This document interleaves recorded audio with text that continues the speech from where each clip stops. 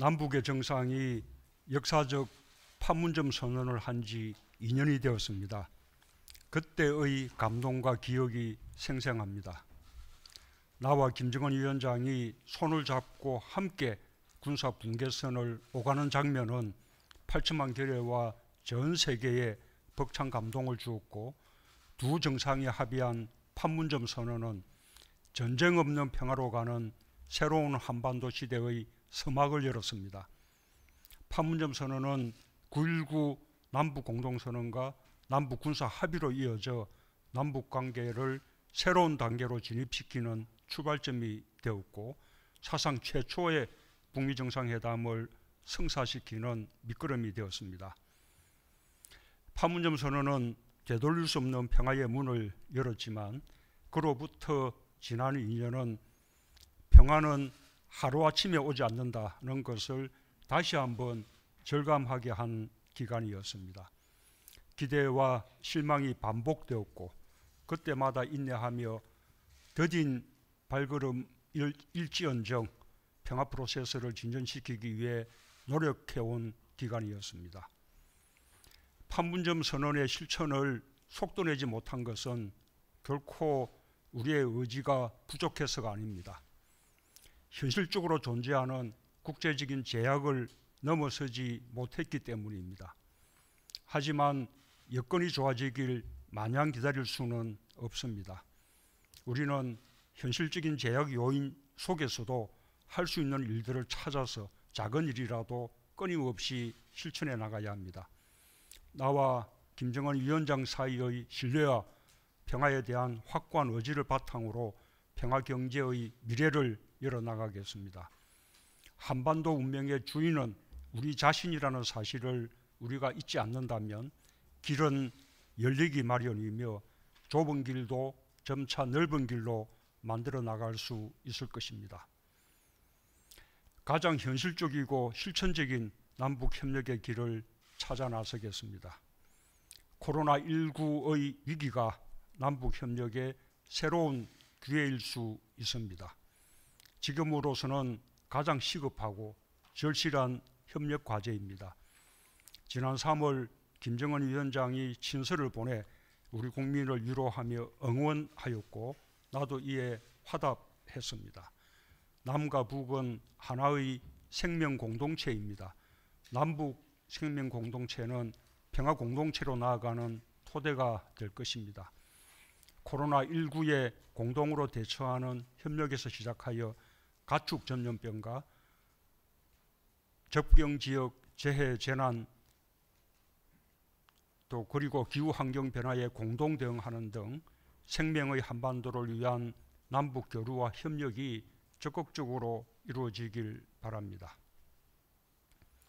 남북 간 철도 연결을 위해서도 우리가 할 수 있는 일부터 해나가겠습니다.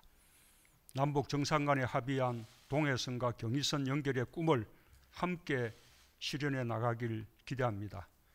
비무장지대를 국제평화지대로 바꾸는 원대한 꿈도 남과 북이 함께 할 수 있는 사업부터 꾸준하게 추진해 나가기를 희망합니다. 분단의 상징에서 평화와 희망의 지대로 바꾸는 데 함께 힘을 모으길 바랍니다.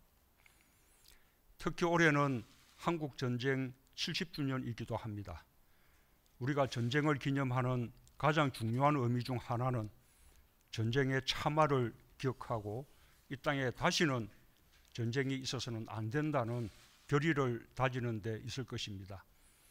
남북 공동의 유해 발굴 사업은 전쟁의 상처를 씻고 생명과 평화의 새로운 미래로 나아가고자 하는 뜻깊은 사업이므로 계속 이어가야 할 것입니다. 코로나 상황이 안정되는 대로 이산가족 상봉과 실향민들의 상호 방문도 늦지 않게 추진해 나가겠습니다. 코로나19가 연대와 협력의 정신을 일깨워주고 있습니다. 판문점 선언의 기본 정신도 연대와 협력입니다. 포스트 코로나 시대의 기본 가치이기도 합니다. 남과 북이 함께 코로나 극복과 판문점 선언 이행의 속도를 내 포스트 코로나 시대를 개척하며 상생 발전하는 평화번영의 한반도를 열어나가길 기대합니다. 신규 확진자 수가 일주일 이상 10명 내외로 확연히 줄어드는 등 코로나19 사태가 눈에 띄게 안정되어 가고 있습니다. 이에 따라 조금만 더 힘을 모으면 일상으로 복귀할 수 있다는 자신감이 커지고 있습니다. 여기까지 오는데 방역 당국과 의료진의 눈물겨운 헌신과 국민들의 자발적인 참여와 협력, 집단 지성이 큰 힘이 되었습니다. 거듭 깊은 존경과 감사의 말씀을 드립니다.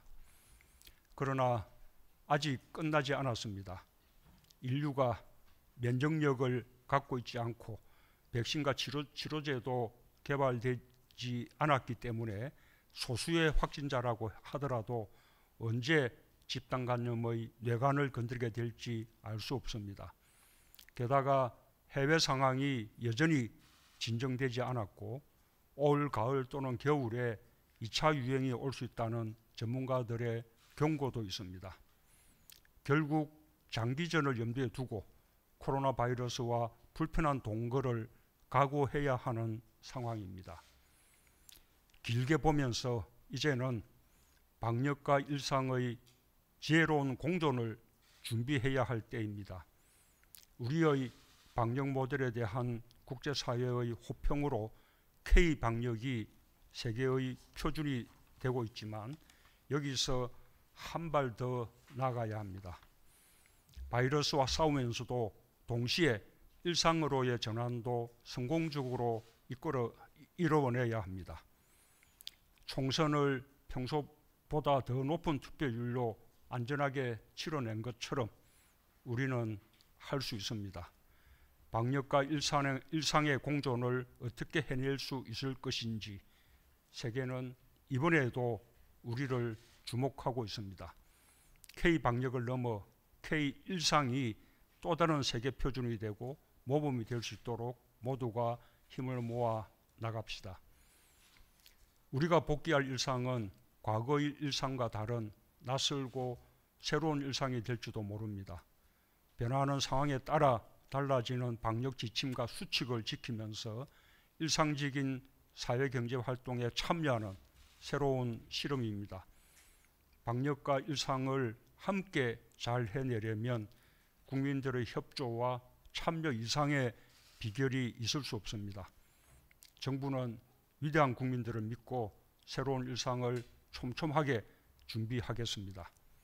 경제 회복의 기회도 세계에서 가장 앞서 살려나가겠습니다. 위기를 가장 빨리, 가장 모범적으로 극복하여 세계를 선도하는 대한민국의 위상을 굳건히 세워나가겠습니다.